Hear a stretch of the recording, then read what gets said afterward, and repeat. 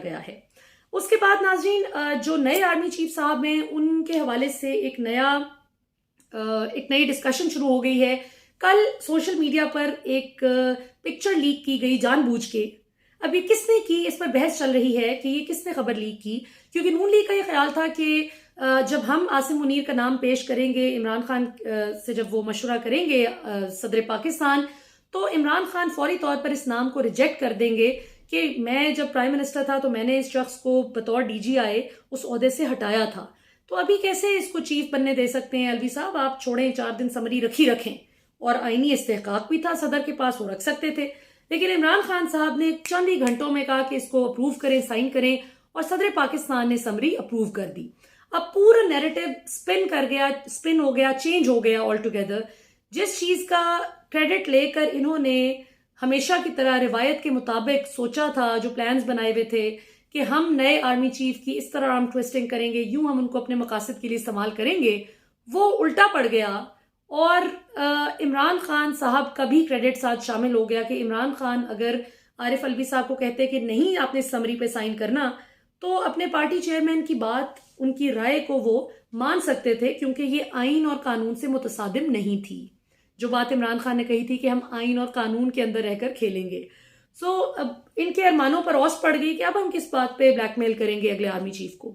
सो ये जो पिक्चर सामने आई है, अब इस पर बहुत से लोग सवालात उठा रहे हैं कि मोहसिन बेग के साथ नए बनने वाले, अभी इंशाल्लाह जो 9 मुंतखब आर्मी चीफ होंगे, उनकी पिक्चर आना इतने खुशगवार मूड में, ये what kind of message does this send across. तो इस पे कई लोग शिकवा कर रहे हैं, कहते हैं कि नहीं ये नून लीग का ही बंदा है, ये आर्मी चीफ भी नून लीग के साथ सिंसेयर है। देखिए बात सुने, चीफ होता है मुल्क का। अगर कोई शख्स मुल्क के इंटरेस्ट के खिलाफ जाता है, तो आपने देख लिया है कि किस तरह से पाकिस्तानी अवाम अब इतनी बाशऊर हो चुकी है माशाल्लाह कि वो बेइज्जत कर करके हशर बिगाड़ देती है। सो जो आने वाले आर्मी चीफ है वो देख चुके हैं कि ऑलरेडी क्या हो रहा है इस मुल्क में और कितनी पोलराइजेशन हो चुकी है, और गलत काम करने वालों के साथ पाकिस्तानी अवाम अब खामोश बैठकर भेड़ बकरियों की तरह नहीं बिहेव करती, बल्कि रिटेलिएट करती है, रिएक्ट करती है। तो ये बात उनको समझ आ चुकी है, इस पूरे इदारे को और तमाम इदारों को, इनफैक्ट सियासतदानों को भी, कि जो लोटा भी बनेगा तो आगे से जूते पड़ेंगे। तो आई डोंट थिंक कि किसी एक शख्स के साथ बैठकर अगर आपकी खुशगवार मूड में कल की पिक्चर है या पहले की है, जब की भी है, उसको देखकर मेरा नहीं ख्याल कि हम एक शख्स पे ये मफरूजा कायम कर सकते हैं कि अच्छा जी, चूंकि मोहसिन बेग इमरान खान के बहुत खिलाफ है, लिहाजा ये शख्स इमरान खान मुखालिफ बंदे के साथ बैठा हुआ है और हंस रहा है, तो इसका मतलब है कि ये भी इमरान खान के खिलाफ है। मेरा नहीं ख्याल कि हमें ऐसी बदगुमानी करनी चाहिए। हाँ, अगर नए आने वाले आर्मी चीफ आते साथ पहले 2 हफ्तों के अंदर अंदर जितने लोगों ने इदारे में गलत काम किया है, अपनी हुदूद से, इख्तियारात से तजावुज करके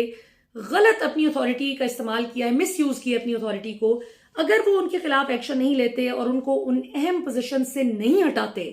फिर वाकई सवाल एक रेज हो सकता है कि ये किस किस्म की फिर कोर्स करेक्शन है, अगर वही गलत लोग उन्हीं ओहदों पर बैठेंगे जिन्होंने गलत काम किए, जिन्होंने जिन पर इल्जाम है पाकिस्तानी अवाम को टॉर्चर करने का। तो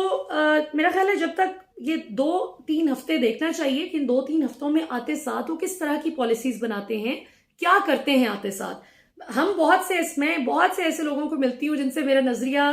180 डिग्री अपार्ट है, बिल्कुल मुख्तलिफ है। इवन किसी ने वो क्या टिकटॉक पे बनाई हुई थी, एक दफा मैं पार्लियामेंट में राना सनाउल्लाह से मुलाकात हुई, तो चूंकि जाहिर है शो में वो मेरे आते रहे हैं, तो जब सलाम दुआ हुई, अब वो जितनी देर में कोई 10 सेकंड के लिए उनके साथ चल के जा रही थी, तो वो पूरी एक टिकटॉक किसी ने बनाई हुई थी कि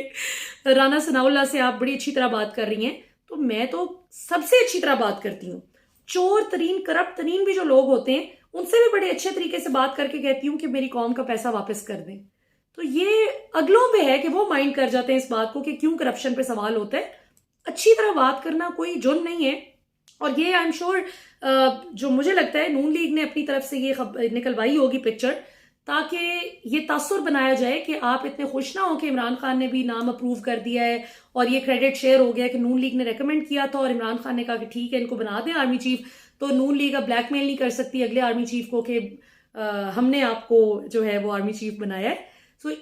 मुझे ये लगता है कि इस बात से कल चूंकि नून लीग की क़यादत बहुत परेशान थी, अपसेट थी कि इमरान खान ने पूरा नैरेटिव चेंज कर दिया, किस बात पे हमने ब्लैकमेल करना है, तो ये थोड़ा सा ये जरा आवाम को वो करने के लिए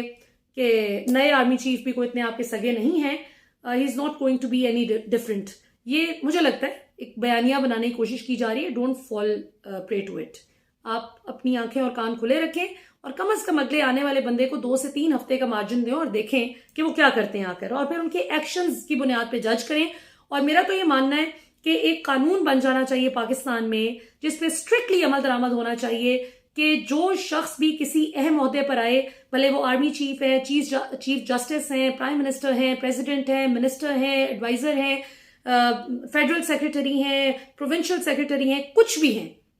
उनके उस ओहदे पर आने से पहले कितने असासाजात थे और उस ओहदे पर बराजमान रहने के बाद, उस ओहदे पर सर्व करने के बाद जितना अरसा भी करें उसके बाद कितने असासाजात हैं, इसकी तफसील जो है ये जमा कराई जानी चाहिए ताकि दूध का दूध और पानी का पानी हो जाए। बाद में वो जो है, जिस तरह अभी आप देखें अहमद नौरानी स्टोरी कर रहे हैं और बाजवा साहब कह रहे हैं कि मैं जवाबदेह नहीं हूं, मेरी बीवी और मेरी बहू से पूछे, मुझे नहीं पता। तो ये बातें नहीं होनी चाहिए इस मुल्क में। ये वही बात है नवाज शरीफ और शहबाज शरीफ वाली कि हमें ना पूछें। अच्छा जी,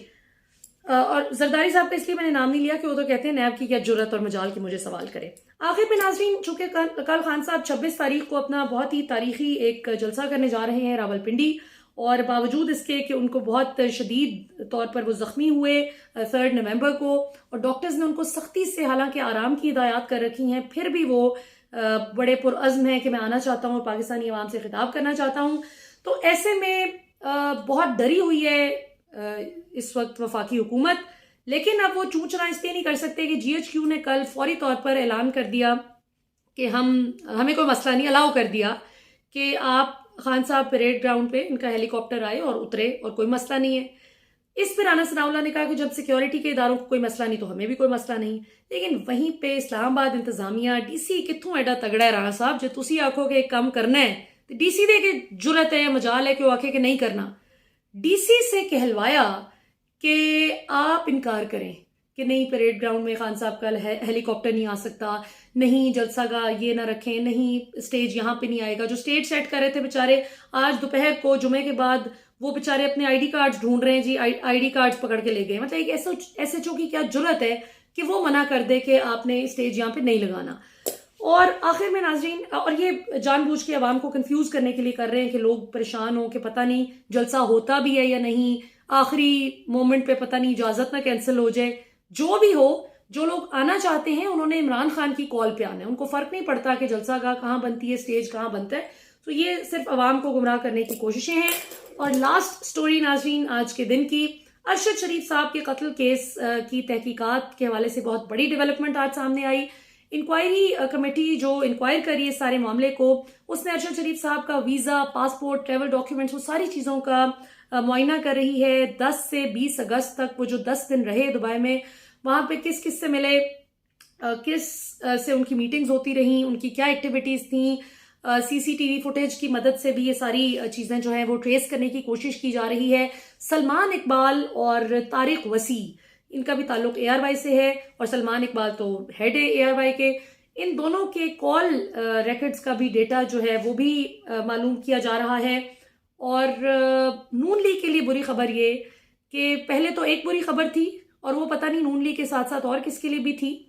जो कल इंक्वायरी कमेटी ने कहा कि अरशद शरीफ के खिलाफ ये जितनी 18 FIRs थी उनमें से 9 FIRs, जो 5 सिंध में, 3 बलोचिस्तान में और 1 इस्लामाबाद में काटी गई, और गद्दारी और मुल्क दुश्मनी के इल्जामात लगा के अंदाजा करें इनकी फजूलियात का। तो उस पर उन्होंने इन 9 FIRs के मुद्दई तलब कर लिए हैं कि हमें जरा उन लोगों से मिलवाया जाए जिन्होंने FIRs लॉन्च करवाई हैं।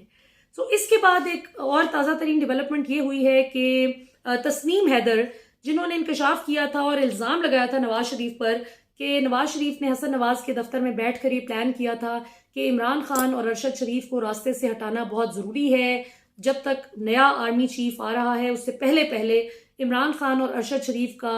रास्ते से हटना ज़रूरी है। तो चूंकि जाहिर है अरशद शरीफ के कत्ल की भी बात उन्होंने कर दी है इस हवाले से, और शूटर की भी बात इमरान खान केस में भी उन्होंने की। तो अरशद शरीफ केस की इंक्वायरी में इनको भी शामिल तफ्तीश करने का फैसला कर लिया गया है और 29 नवंबर को तलब कर लिया गया है तस्नीम हैदर को। अब आगे वो भी खैर से एक क्रिमिनल रिकॉर्ड के हामिल शख्स हैं, जिस तरह के ये खुद है वैसा ही इन्होंने जाहिर है कि बंदा भी ढूंढा था जो जिसे ये काम करवाना चाह रहे थे। इमरान खान को भी ख़त्म करवाना चाह रहे थे, और चूंकि वो वाकिफ था अरशद शरीफ के हवाले से बकौल उसके जो प्लानिंग चल रही थी, तो अब उनसे भी पूछा जाएगा कि आपके पास क्या इंफॉर्मेशन है। तो देखते हैं जी कि अल्लाह खैर करे। एक्सपोज तो इन सब ने इंशाल्लाह ताला एक एक करके होना है। वो वक्त कितना करीब है ये आने वाला वक्त बताएगा। अभी तक के लिए इतना ही। पाकिस्तान हमेशा जिंदाबाद।